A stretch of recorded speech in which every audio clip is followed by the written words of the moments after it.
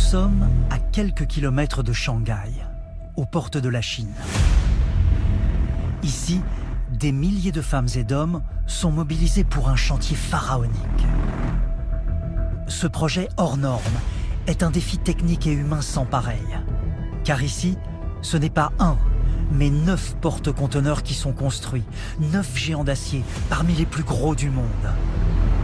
Ils sont fabriqués simultanément en à peine plus de 2 ans. L'armateur de cette nouvelle génération de bateaux est français. C'est CMA CGM, un leader mondial du transport maritime. Objectif de ces colosses, déplacer toujours plus de marchandises, pas moins de 215 000 tonnes par navire, à l'image du premier d'entre eux, le Jacques Saadé. Le CMA CGM Jacques Saadé fait 400 mètres de long, 61 mètres de large, 70 mètres de haut, avec 300 000 tonnes de déplacement au maximum, 16 mètres sous l'eau. Ces navires marquent un tournant dans le transport maritime. Une révolution pour l'alimentation du moteur, l'emploi du GNL, le gaz naturel liquéfié. C'est une grande première mondiale. C'est la première fois qu'on va construire un moteur de cette taille et de cette puissance qui va fonctionner au gaz.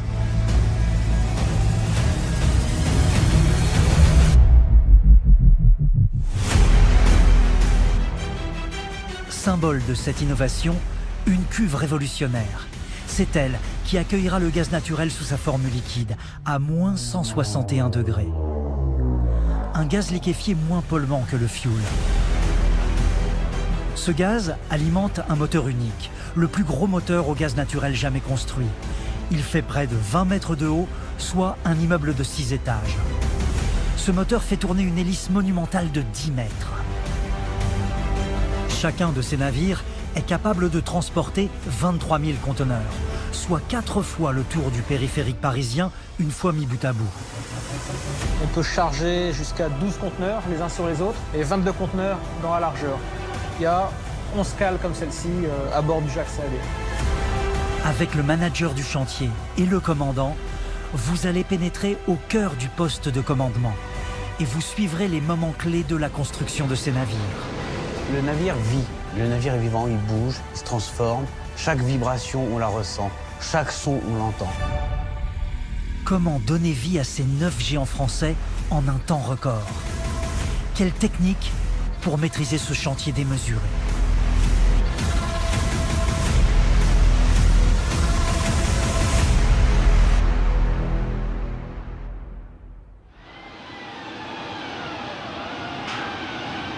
L'histoire de ces porte-conteneurs est celle d'un pari immense.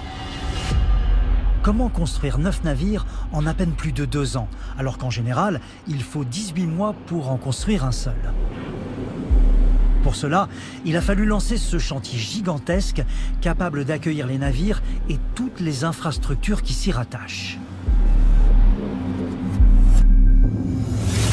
C'est à l'autre bout du monde que le chantier est implanté. Il est situé en Chine, aux portes de Shanghai, sur l'île de Changqing.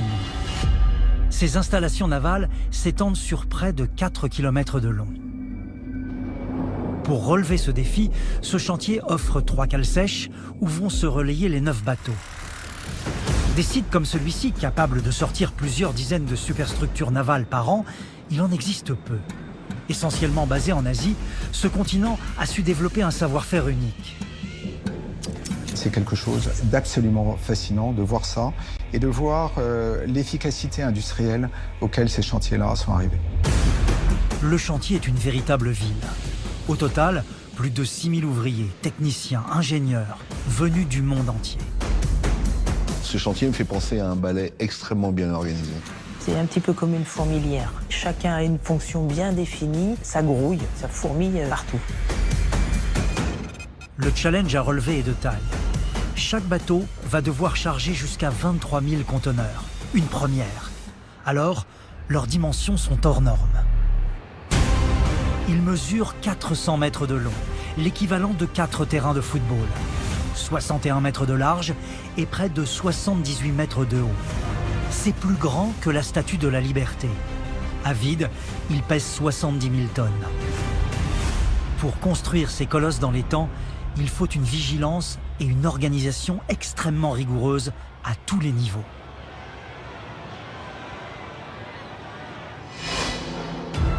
Dans l'un des nombreux entrepôts du chantier, des ouvriers assemblent une partie du navire que l'on appelle un bloc.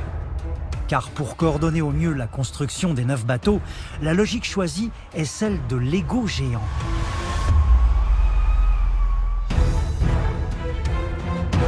Les navires sont assemblés dans les immenses bassins en cale sèche.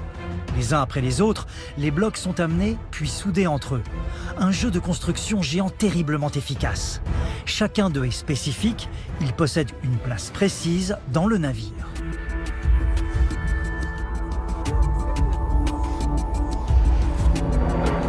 Pour fabriquer à la chaîne ces 9 géants des mers sans perte de temps, il a donc fallu créer des milliers de blocs indépendants. Et pour optimiser davantage le temps, tout y est déjà installé. Tuyauterie, équipement, prêt à être connecté.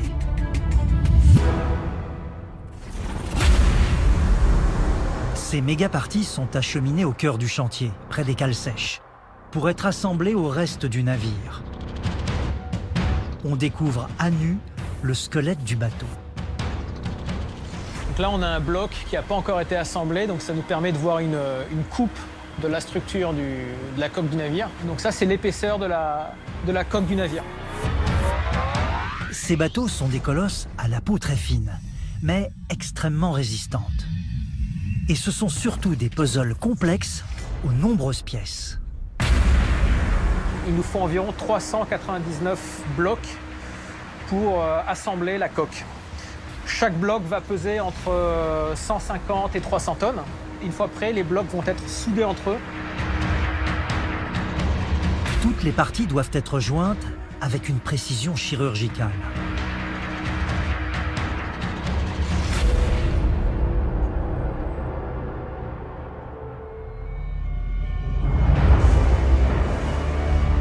Tel un vaisseau sorti de Star Wars, une section de l'arrière du bateau, composée de 5 blocs, approche lentement du bassin. 790 tonnes, le poids de 2 TGV, sont suspendus dans les airs.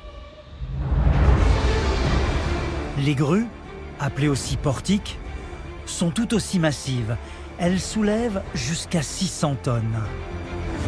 Ici, 2 grues fonctionnent en tandem.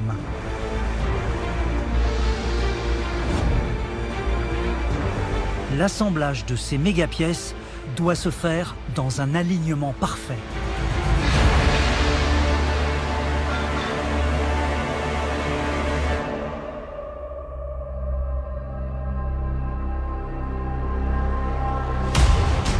Mais comment construire un navire en gardant le fond du bateau accessible? Que faut-il faire pour que les différentes parties ne s'abîment pas au contact du sol?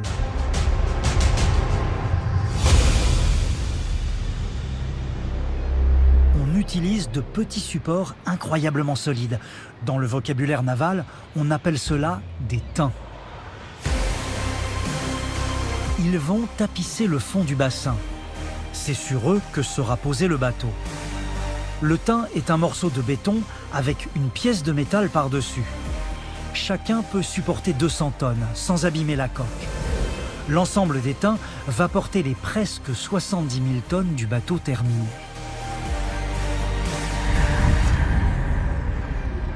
C'est très important de bien les placer pour pouvoir bien supporter le poids du navire qui repose entièrement dessus. L'assemblage d'un nouveau géant pourra bientôt commencer.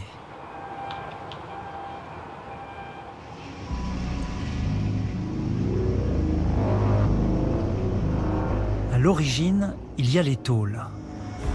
12 661 découpes d'acier. Elles sont la matière première de la structure du porte-conteneurs, comme des cellules dans le corps humain. Elles arrivent près du chantier par voie maritime, par centaines. Pour fabriquer les pièces, eh bien, on part d'une tôle pleine, d'une dimension relativement importante, hein, généralement des tôles d'une quinzaine, parfois une vingtaine de mètres de long. Avec ces tôles, la structure est donc principalement faite d'acier, un matériau réutilisable, à l'infini. La beauté d'un navire, c'est qu'il est à 99,9% recyclable. Dans 30 ou 40 ans, le bateau sera démantelé. Presque toutes ses parties pourront alors être réutilisées.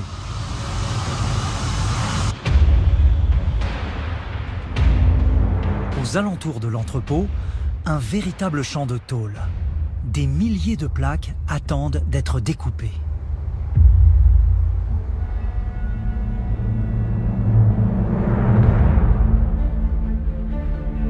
Mais pourquoi construire des porte-conteneurs toujours plus grands? La réduction des coûts des transports n'est pas l'unique raison. L'enjeu environnemental est aussi déterminant.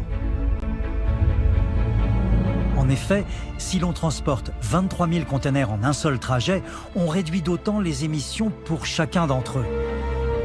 Nous avons juste un moteur, certes, beaucoup plus imposant que celui d'un moteur de camion, mais qui, en soi, va polluer moins que les 23 000 camions qui vont transporter leurs conteneurs d'un bout à l'autre.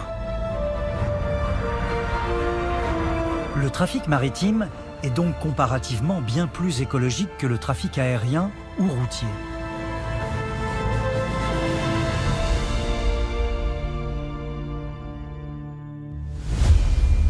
Avec des tailles de plus en plus colossales, propulser des navires de manière plus propre est un véritable challenge.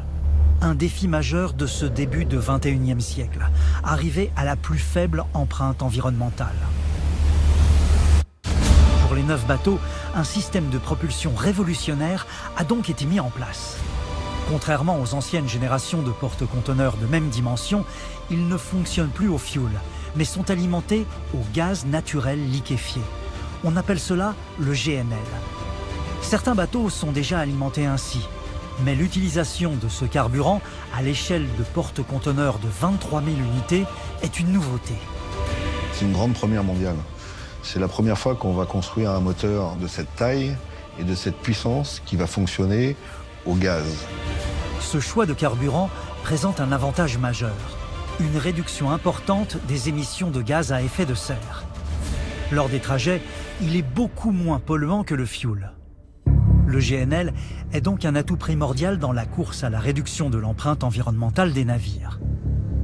Le gaz naturel liquéfié permet de réduire de 20% les émissions de CO2, de 85% les émissions d'oxyde d'azote, de 99% les oxydes de soufre et les particules. Ce qui représente une réduction considérable. Les ingénieurs ont dû faire face à un second dilemme, l'autonomie des navires. En effet, la plupart des trajets s'effectuent entre l'Asie et l'Europe. Les enjeux de ravitaillement sont donc essentiels. Moins un navire s'arrête en cours de route, plus les frais et le temps de trajet sont réduits. Les porte-conteneurs au GNL doivent pouvoir parcourir des distances inouïes sans ravitaillement. Ils doivent embarquer suffisamment de carburant. L'objectif est clair. On va parcourir la moitié de la Terre, aller-retour, sur un plat. Pour en arriver là, il a fallu 9 ans d'études. Un défi complexe, car il faut pouvoir stocker une quantité énorme de GNL à bord. L'entreprise française GTT, le leader mondial des cuves de gaz naturel liquéfié, a dû imaginer une cuve sur mesure. C'est la plus grande jamais réalisée. Avec ses 51 mètres de long et 27 mètres de large, elle fait 18 000 mètres cubes, l'équivalent de 6 piscines olympiques. Le choix de la forme liquide est un atout majeur et la solution à une problématique bien connue. Le volume occupé par le gaz, une fois transformé à l'état liquide, est 600 fois inférieur au volume qu'il occupe à l'état gazeux. Donc vous concentrez un volume de gaz tout à fait considérable à l'état liquide. Mais la contrainte est forte. Pour que le gaz garde sa forme liquide, il faut le stocker entre moins 161 et moins 163 degrés Celsius. La cuve doit non seulement résister, mais aussi conserver la température. Pour cela, toutes ces parois sont recouvertes de multiples couches d'isolation, plus de 27 cm d'épaisseur au total. La cuve forme ainsi une sorte de sarcophage, étanche et résistant, comme une glacière géante au cœur du navire.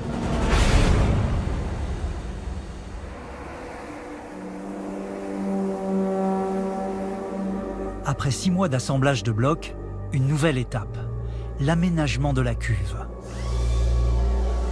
Il faut isoler un bloc intégralement. Une étape longue, méticuleuse, essentielle. Elle prend jusqu'à 9 mois. Comment conserver une isolation parfaite à moins 161 degrés pour ce gaz naturel? Et ceci dans une cuve qui sera mise à mal en pleine mer, par tous les temps. Pour relever ce pari, le choix a été fait de ces panneaux en polyuréthane de 27 cm d'épaisseur. Ce sont eux qui protègent l'enveloppe externe du froid intense.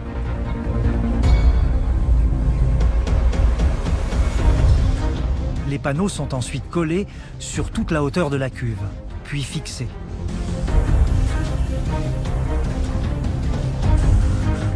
L'espace est divisé en plusieurs étages pour accéder à toute la surface de l'immense chambre.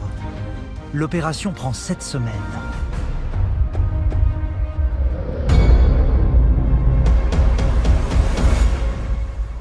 La première couche d'isolation est posée. Mais est-elle parfaitement étanche? Même si le chantier est une course contre la montre, les équipes doivent s'assurer du zéro défaut en examinant toutes les coutures. Elles se répartissent le travail en délimitant les zones d'inspection. Il faut bien inspecter toutes les zones. Benjamin Onsina supervise l'opération. Chaque centimètre carré est vérifié à l'aide d'une baguette équipée d'une boule de métal à son extrémité. Cet outil est frotté contre la paroi. S'il y a une bulle d'air, s'il manque un collage, cela se sent immédiatement. Sur une cuve de cette dimension-là, il y a des dizaines de kilomètres de collage et il faut que tous ces collages soient parfaits. Et donc là, il est en train de vérifier si un collage a été bien effectué.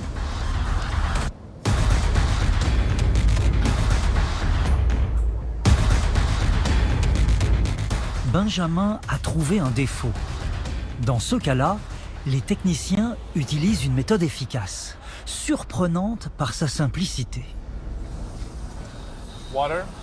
Là où il y a un doute, on recouvre la paroi d'eau savonneuse avant de placer dessus ce cube de plexiglas.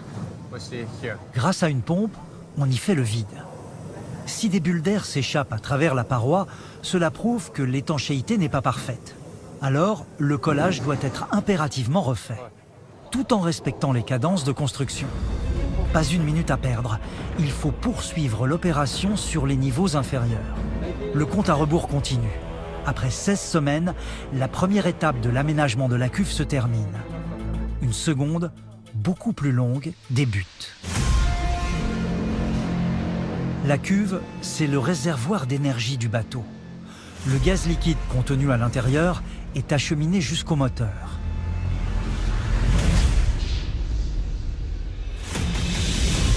Problème, le volume de gaz et la distance à parcourir dans le bateau sont très importants. Le moteur est situé à l'autre extrémité du navire pour qu'il reste bien équilibré. Il faut donc placer un extracteur dans la cuve. C'est cette pièce. Elle pèse 25 tonnes. Son rôle, envoyer le gaz vers le moteur. Son nom, le mât gaz. Le mât gaz va supporter un élément fondamental du fonctionnement du navire, c'est-à-dire les pompes qui vont alimenter la chaîne gaz, lequel gaz va alimenter le moteur. Les ingénieurs français ont dû concevoir un mât quasiment indestructible, car dans la cuve, il est confronté à des conditions extrêmes. Dans cette cuve, on a des mouvements de gaz liquéfié à moins 161 degrés. Plus la cuve se vide, plus les vagues de liquide vont percuter le mât situé au centre. Et il va falloir que ça tienne pendant extrêmement longtemps. Donc c'est du très solide. C'est quelque chose de très impressionnant à voir. Un froid glacial et des pressions énormes donc, auxquelles le mât devra résister sans bouger d'un millimètre pendant plusieurs années. Entre le moment de la livraison et la prochaine fois où on aura la chance d'aller dans la cuve, il va se passer au minimum 5 ans. 5 années durant lesquelles le mât est totalement inaccessible. Il doit donc être d'une fiabilité absolue.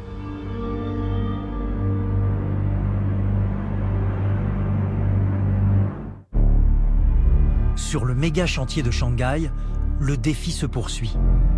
Sur l'un des porte-conteneurs, la cuve a reçu sa première couche d'isolation. Une seconde doit être posée. Mais avant cela, il faut installer le mât gaz.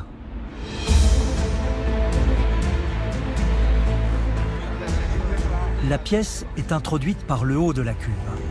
Ce mât fait 6 mètres de large et l'ouverture par laquelle il pénètre est à peine plus grande.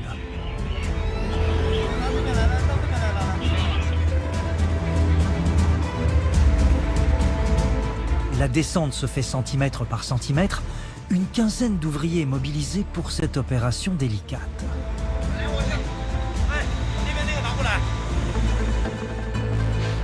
Le monstre de métal se balance en l'air.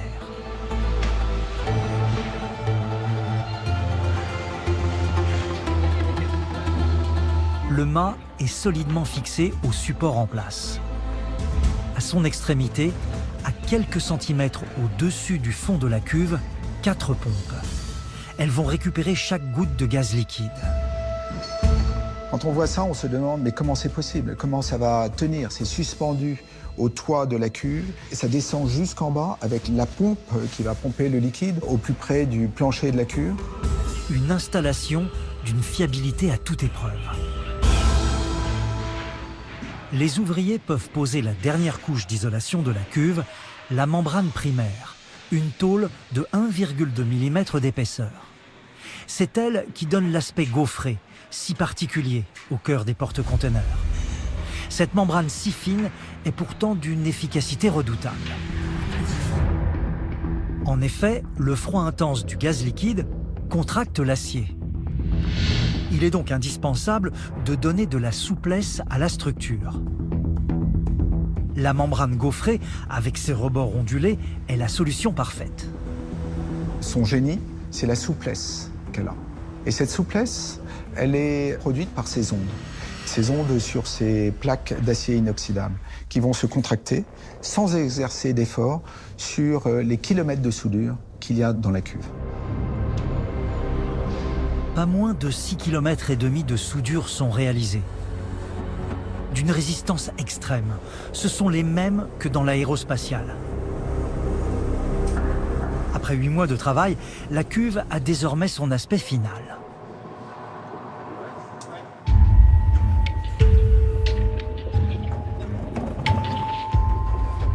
Avant de la fermer définitivement, un dernier contrôle. Aucun débris, aucune poussière ne doit demeurer. Dans 4 mois, ce bateau doit être livré.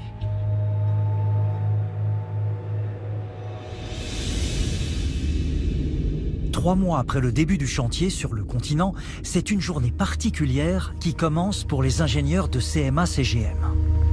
C'est là, en effet, qu'une pièce centrale est mise au point. Dans les entrepôts, l'assemblage d'un moteur est terminé, un des éléments les plus spectaculaires des navires. Avec ses 24 mètres de long pour 18 mètres de haut et son poids de 2000 tonnes, il produit une puissance de 63 000 kW. Un bâtiment à lui seul. Avant de l'installer sur le bateau, on effectue un test unique dans son existence. Il est poussé jusqu'à ses limites, à 110% de ses capacités. Un exercice obligatoire pour évaluer sa solidité en cas de situation extrême. En pleine mer, cet ensemble monumental est une des pièces les plus compliquées à réparer. Mais bien sûr, il a été conçu pour faciliter le travail des mécaniciens. Tout est accessible, comme on peut aller dans la machine pour voir et écouter tout ce qui se passe. Ça nous permet de nous rendre compte et d'observer les évolutions. En cas de souci majeur, des trappes sont aménagées pour pénétrer jusqu'au cœur de cette pièce centrale. Les tests sont concluants. Le moteur a tenu ses promesses. Dans quelques jours, il trouvera sa place définitive à bord d'un des 9 porte-conteneurs.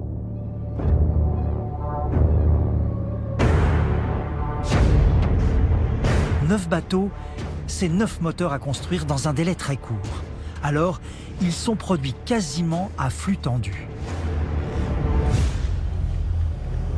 À quelques dizaines de mètres du premier moteur, le deuxième débute son assemblage. Une étape déterminante, car il faut accueillir la pièce principale, l'arbre manivelle. L'arbre manivelle, c'est cet axe qui va relier le moteur à l'hélice et la faire tourner. Il pèse 220 tonnes. Inséré dans la partie basse du moteur, il est mis en mouvement grâce à 12 pistons. Là, on est sur le cœur du navire. C'est ça qui va transmettre la puissance, c'est le muscle du navire. Tout d'abord, cette pièce est impérativement graissée. Les pistons ne seront connectés que plus tard, lorsque l'arbre manivelle sera en place. Une vraie œuvre d'art d'ingénierie. Près de 220 tonnes s'apprêtent à rejoindre leur abri grâce à des grues impressionnantes. Et encore ici, ce n'est que la moitié de l'arbre manivelle. Les 12 pistons font chacun 1 mètre de diamètre. C'est 10 fois plus que ceux de votre voiture. En pleine action, ils montent et descendent de 3,20 mètres.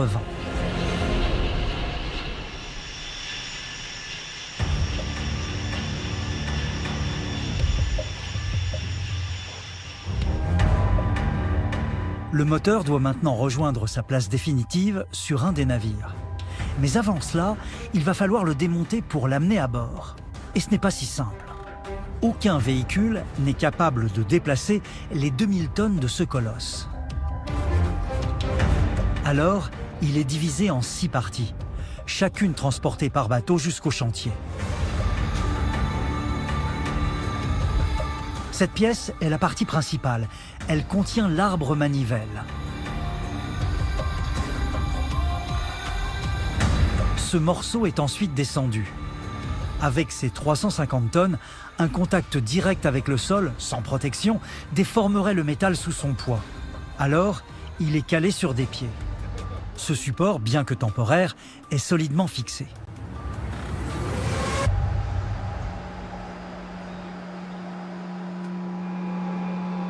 La pièce la plus sensible du moteur est alors déplacée sur un étrange chariot.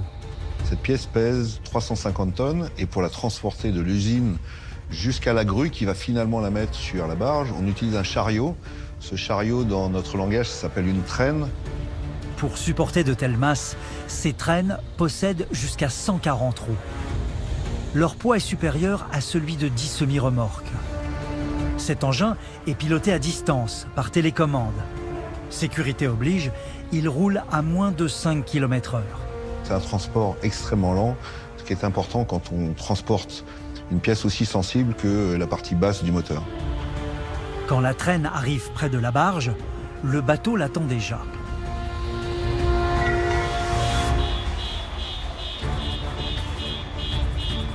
Le moteur est installé le plus lentement possible. Tout est prêt pour l'acheminer jusqu'à la zone du chantier.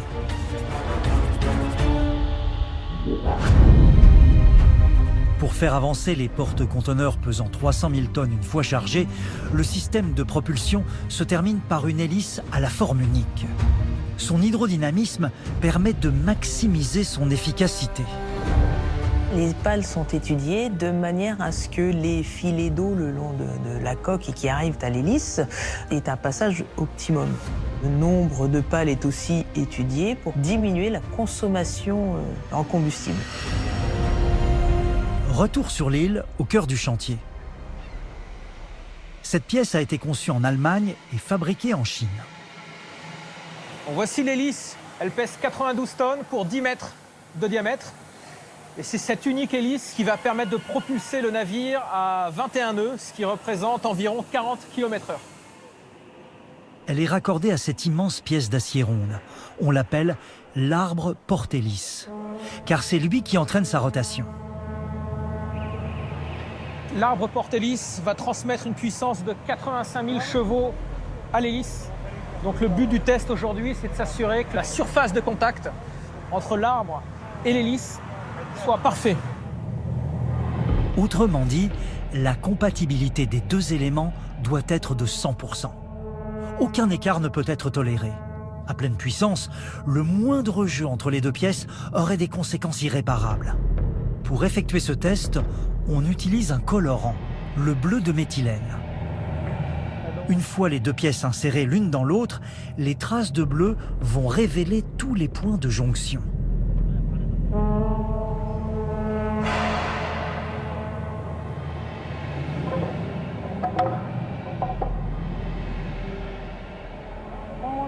L'insertion se fait au millimètre près.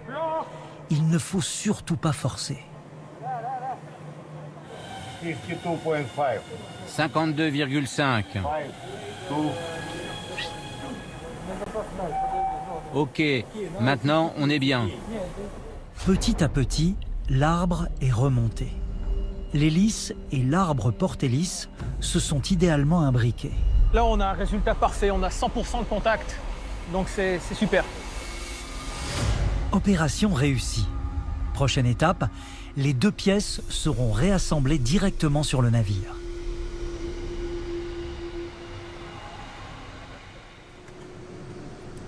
Les bateaux étant à des étapes de construction différentes, il faut en permanence vérifier la qualité des tôles et de leur découpe. C'est le seul moyen de ne pas avoir de mauvaises surprises lors des assemblages. Aujourd'hui, c'est Andrei Storonchak qui est chargé de cette mission. Ok, on va vérifier les tôles d'acier. Il contrôle d'abord l'empreinte des plaques. Chacune est unique. 9, 3, 7, 8, 2, 6, 0, 0. Chaque plaque possède une trace caractéristique en plus de son numéro de série. Ainsi, un défaut trouvé plus tard sur une pièce d'acier permettra de retrouver toutes les autres pièces provenant de la même tôle. Un arc électrique est projeté sur le métal à près de 18 000 degrés, coupant l'acier comme du beurre. Le navire entier nécessite plus de 880 km de découpe. C'est la distance qui sépare Paris de Berlin.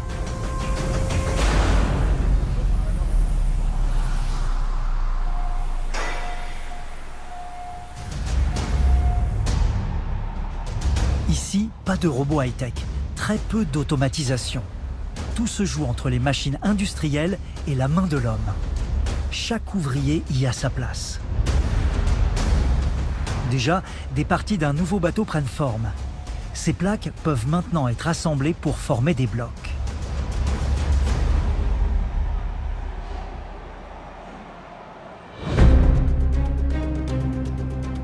Sur le chantier, les étapes sont nombreuses.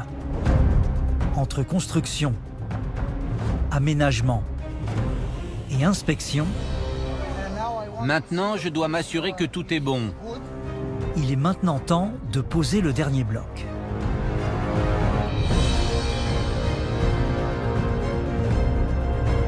Celui-ci attend à quelques mètres du bassin. Andrei vient superviser la manœuvre. Le bloc s'élève lentement, se balance dans les airs plusieurs dizaines de minutes avant de s'insérer parfaitement à la proue du navire. Il reste maintenant à le souder pour que le bateau soit enfin totalement assemblé. Ces navires sont des mécanos géants, mais aussi des jeux de couture XXL. Comme des cicatrices, les jointures parcourent de long en large la coque du navire. Là, en fait, on a deux blocs qui ont été préassemblés. On voit bien le joint ici, qui n'a pas encore été soudé. Et donc tout cela est assemblé par soudure. Et il faut 1248 km de soudure pour complètement assembler la coque du Jacques Saadé. 1248 km, c'est la distance qui sépare Marseille de Manchester.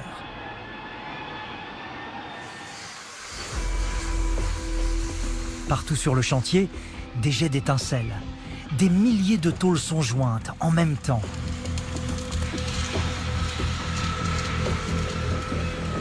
Il est fondamental que la structure du bateau en navigation ne montre aucune faiblesse. Ce sera la soudure la plus fragile qui va rendre le bateau fragile. Donc, pour moi, chaque petite soudure, chaque petit tuyau, Tout a une importance capitale. Une négligence, comme un maillon faible dans une chaîne, peut causer un désastre en cas de choc en mer. Alors, chaque jonction est inspectée minutieusement et refaite si nécessaire.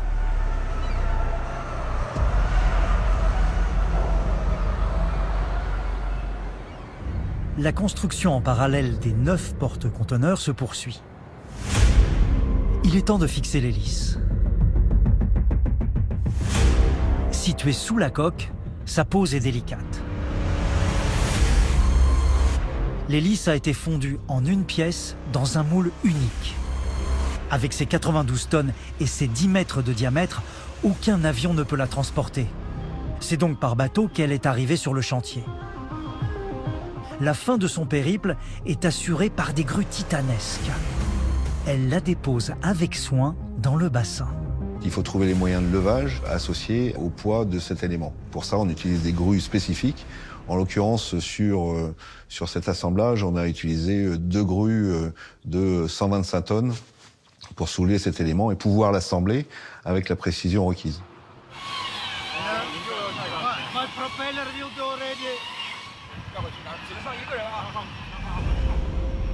Les hommes vont maintenant préparer l'extrémité de l'arbre porte-hélice. En attendant, il est protégé des impuretés. Rien ne doit entraver l'insertion de l'hélice. L'hélice est amenée lentement sur un chariot. Puis, elle est petit à petit soulevée pour être alignée. Mais comment fixe-t-on une hélice de 92 tonnes? Comment immobiliser des pièces si imposantes? Grâce à la pression de l'huile. On ne force rien, on utilise la pression de l'huile pour pousser l'hélice jusqu'à ce qu'elle soit fixée. L'injection peut commencer. C'est par l'écrou géant que l'huile est insérée pour fixer avec précision la pièce dans son axe.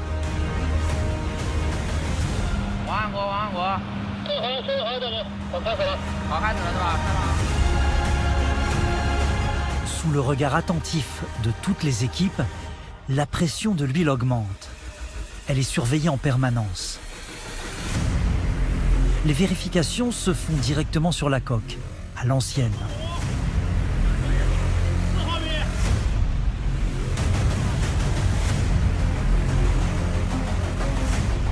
Une fois l'hélice fixée, on récupère l'huile qui resservira. Il ne reste plus qu'à découvrir la pièce.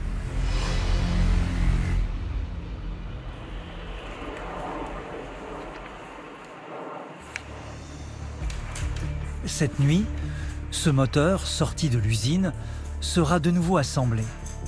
Mais cette fois directement sur le navire. Ici, c'est ce que l'on appelle le couvercle, la partie supérieure. Il va compléter l'installation du moteur. Des centaines de tonnes à transporter, sans rien brusquer. Cette pièce du moteur se balance à plus de 20 mètres, avant de redescendre au cœur du navire. Tout y est prêt. Arbres, manivelles et pistons attendent que la partie supérieure du moteur les recouvre.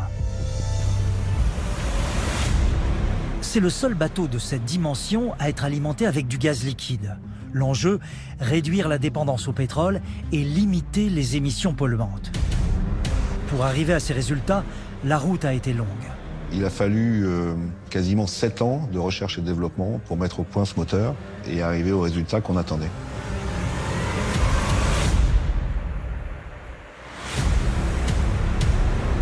Cette dernière pièce sera posée dans quelques minutes.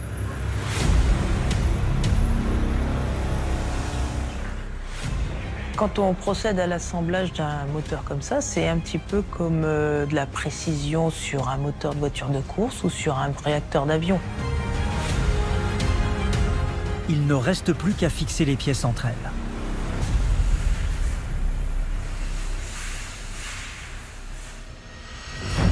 La mer est un milieu particulièrement hostile, mettant la coque à rude épreuve. Avec le sel, les frottements, la peinture s'écaille. Des plaques entières de peinture peuvent même se détacher. Le navire avance alors moins bien. Dans ce cas, pour maintenir sa vitesse de croisière, il faut alors pousser davantage les moteurs. À ce moment-là, ça crée des turbulences et on augmente la consommation. Les filets d'eau ne glissent plus. Or, la maîtrise de la consommation est un élément clé sur ces porte-conteneurs. La peinture d'un navire est donc très importante. Aucun coquillage ou autre organisme ne doit pouvoir s'y accrocher. Sa pose nécessite plusieurs étapes. Il y a plusieurs couches, de manière à protéger l'acier de la corrosion, de manière à ce que le navire glisse le mieux possible dans l'eau. Il y a plein de choses techniques derrière la peinture, ce n'est pas que de la couleur.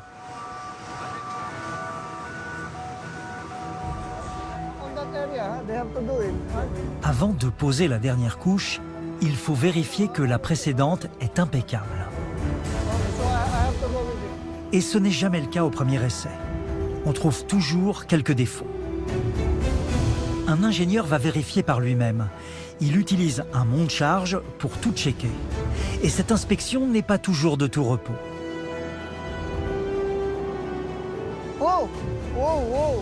Descends, descends. Avec la hauteur, le vent fait tanguer dangereusement la nacelle. Si la paroi n'est pas impeccablement lisse, alors la zone est poncée avec une disqueuse, puis repeinte. Ok, on laisse ça comme ça, ils vont repasser réparer. La tâche est gigantesque. Sur chaque navire, il y a près de 950 000 mètres carrés à peindre, l'équivalent de 135 terrains de football. Il faut savoir que le total du poids de la peinture peut faire jusqu'à 1% du poids du navire.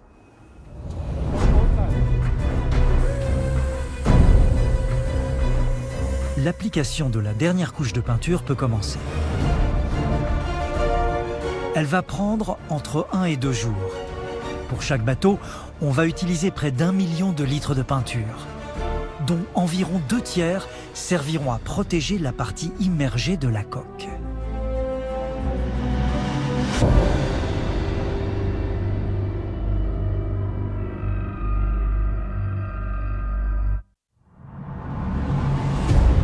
Dans ce porte-conteneur hors norme, une quantité phénoménale de marchandises sera transportée, l'équivalent d'1 milliard de téléphones portables. Que ce soit sur le pont, mais aussi en dessous, dans les cales, tout est acheminé dans des conteneurs au format standard. 12 conteneurs peuvent être empilés en hauteur dans la cale. Quand celle-ci est pleine, on dépose des panneaux de cale au sommet. 12 conteneurs supplémentaires peuvent être alors empilés à l'extérieur. Le volume des cales est vraiment énorme. Quand on se retrouve au milieu d'une cale vide, c'est vraiment très impressionnant. On peut charger jusqu'à 23 000 conteneurs sur le navire. Ça peut représenter un poids qui va jusqu'à 215 000 tonnes.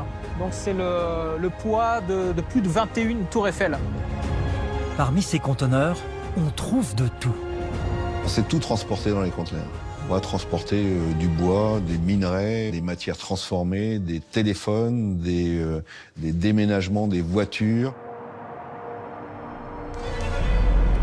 Dans les chargements, il y a bien entendu des produits frais, légumes ou fruits. Il faut alors des conteneurs réfrigérés. Ceux-ci sont branchés au bateau. Comme ils produisent de la chaleur, la cale doit être constamment ventilée. Là, je suis en train de regarder les bouches de ventilation. On peut mettre jusqu'à 2000 conteneurs réfrigérés dans les cales du navire, donc c'est très important d'avoir une très bonne ventilation pour pas que les cales surchauffent. Une cathédrale d'acier, aux dimensions immenses. Ça représente 50 000 mètres cubes. La cale fait 31 mètres de haut pour 56 mètres de large. On peut charger jusqu'à 12 conteneurs les uns sur les autres et 22 conteneurs dans la largeur. Donc il y a 11 cales comme celle-ci. Mais comment charger et décharger tant de conteneurs? À côté des navires, les poids lourds ressemblent à des fourmis. Pour embarquer les chargements à l'intérieur des navires, il faut utiliser des grues énormes. Alignés pour couvrir la longueur du navire, leur bras est suffisamment long pour atteindre le côté opposé. avec ces nouveaux porte-conteneurs qui sont plus larges que les précédents. Un certain nombre de ports ont dû investir dans de nouvelles grues de façon à ce qu'elles soient beaucoup plus longues et qu'elles puissent aller jusqu'à l'extrémité du bateau. Les conteneurs déposés par les grues sont empilés grâce à un système de glissière. Couche après couche, sur toute la hauteur des cales, mais également dans la partie supérieure.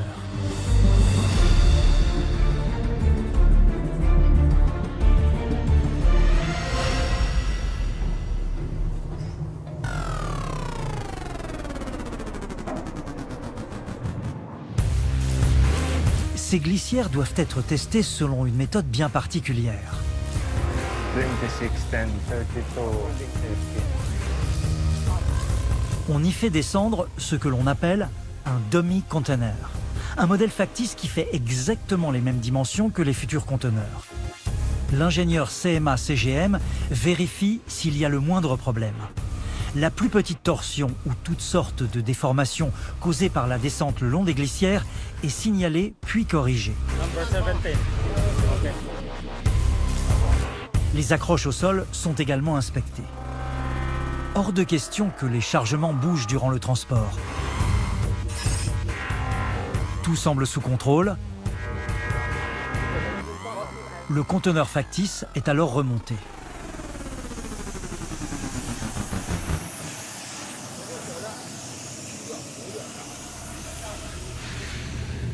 Que la mer soit calme ou démontée, aucune boîte ne doit bouger. En aucun cas, elles ne doivent tomber en mer. À l'intérieur, sous le pont, ils sont sécurisés. Et puis, sur le pont, ils sont tous attachés les uns aux autres avec des systèmes de fixation extrêmement perfectionnés et précis. Au-dessus du pont, les conteneurs sont fixés à la structure du bateau, mais aussi entre eux. Dans le vocabulaire maritime, fixer un conteneur, c'est le saisir, à l'aide de plateformes. Avec ce système, ils peuvent résister aux vagues les plus puissantes en mer, aux tempêtes les plus violentes.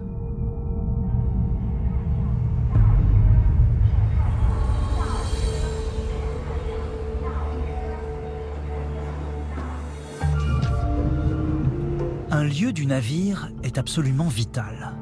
Son centre névralgique, son cerveau. Aujourd'hui, Mathieu va visiter la passerelle de commandement. C'est d'ici qu'est assurée la conduite du bateau en mer. La passerelle n'est pas encore prête. Les ouvriers terminent les ultimes câblages ainsi que les connexions des équipements de navigation. Il faut savoir qu'il y a plus de 750 km de câbles sur le Jacques Saadé et des milliers de connexions à vérifier. Emmanuel Delran, le commandant de ce bateau, vient prendre ses marques. C'est lui qui, pour la première fois, va piloter ce géant. Une lourde responsabilité. Ici, tout est à la pointe de la technologie maritime, en particulier une table tactile high-tech. Cette table tactile est interconnectée avec tous les autres écrans de la passerelle. C'est vraiment un outil très intéressant pour la sécurité du navire. On peut zoomer, dézoomer, déplacer. Il n'y a pas de pixelisation. On peut également cliquer sur un amer, donc une bouée, un port, et les informations apparaîtront. Je vais pouvoir zoomer sur les dangers et expliquer aux gens ce que j'attends d'eux. Quand on conduit le navire, je veux qu'on passe au nord de ce danger, je veux qu'on passe au sud de ce danger, je veux qu'on m'appelle à tel endroit parce que je veux moi passer ce danger, etc. Aux côtés de cette technologie dernier cri, on trouve aussi bien évidemment les outils de navigation classiques. On a ici la barre. Ce qui est fou à imaginer, c'est que cette toute petite barre va permettre de faire tourner le Jacques Saadé, et c'est 285 000 tonnes une fois chargé. Mais comment, avec des dimensions monumentales, garer ces titans à quai? Comment ne pas perforer la coque d'1,5 cm d'épaisseur?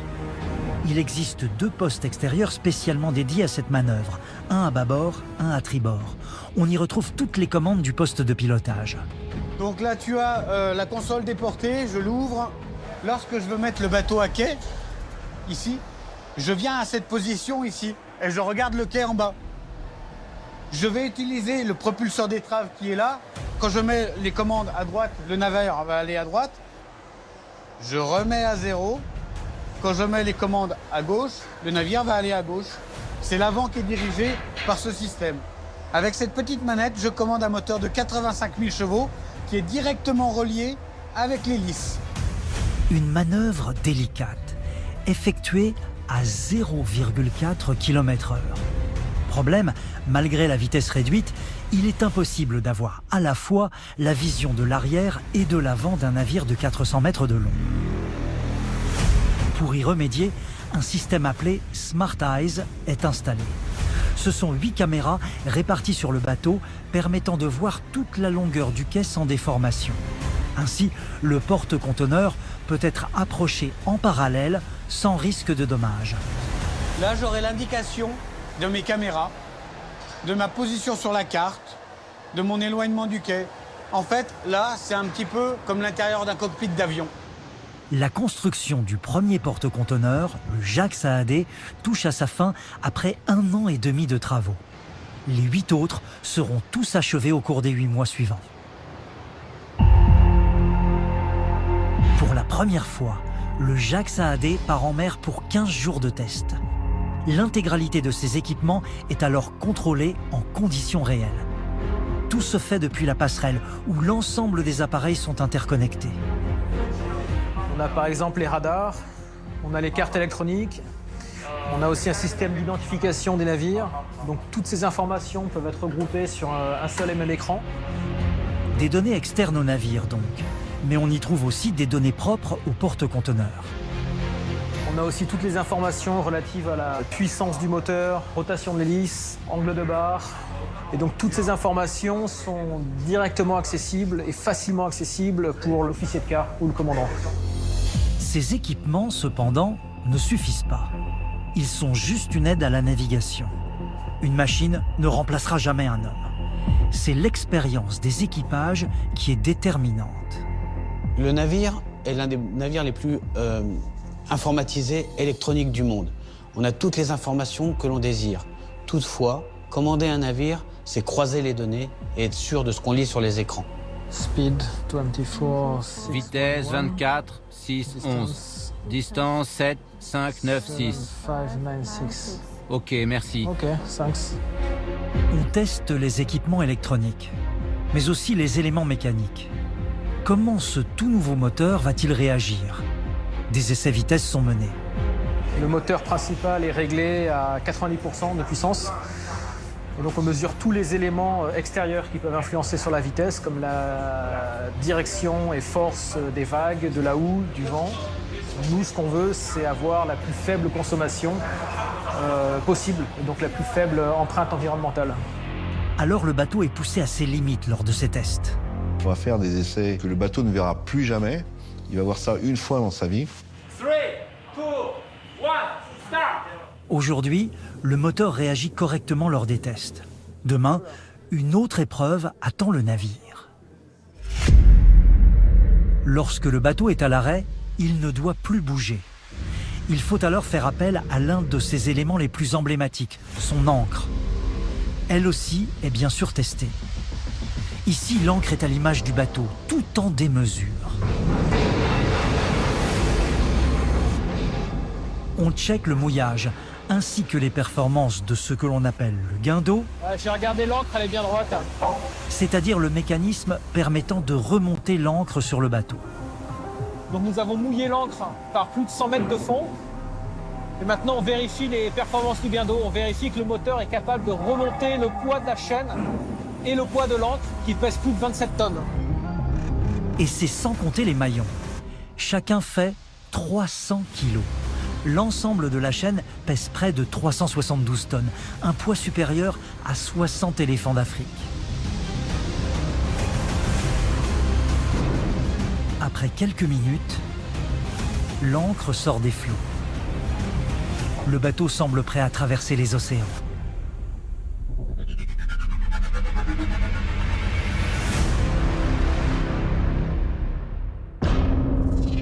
Après l'inauguration du premier navire, le pari est en passe d'être relevé pour CMA-CGM. En un temps record, ces immenses chantiers ont permis à ces navires révolutionnaires de voir le jour. L'audace de l'entreprise française a payé. Les premiers bateaux achevés vont commencer les liaisons régulières. Les autres suivront bientôt. Dans le monde, les flux de marchandises augmentent. Aujourd'hui, 90% du transport de biens se fait par voie maritime. 100 000 navires marchands sillonnent déjà les mers. Mieux gérer leur empreinte carbone est donc essentiel pour la planète.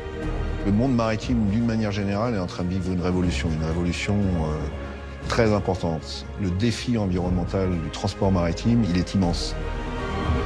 Le gaz naturel liquéfié permet d'avoir des navires plus propres, pour mieux protéger les mers, les airs et les ports. Mais à quoi ressemblera le transport dans 20 ans ou 30 ans? Les ingénieurs de CMA CGM et GTT sont déjà à pied d'œuvre pour développer des solutions futures. Les enjeux pour l'avenir sont immenses. L'objectif est, à terme, le zéro carbone. Aujourd'hui, on n'a pas la solution sur la table, technologiquement, mais on y travaille tous. C'est une quête, une opportunité fantastique. Libérons les idées, libérons les cerveaux pour trouver les solutions. La naissance de ces porte-conteneurs, c'est bien sûr un défi financier, industriel et technologique. Mais pas seulement. Ces navires sont aussi une grande aventure humaine. Ensemble, ces femmes et ces hommes engagés ont réalisé une prouesse. Ensemble, ils ont relevé le challenge. Un vrai défi pour le XXIe siècle.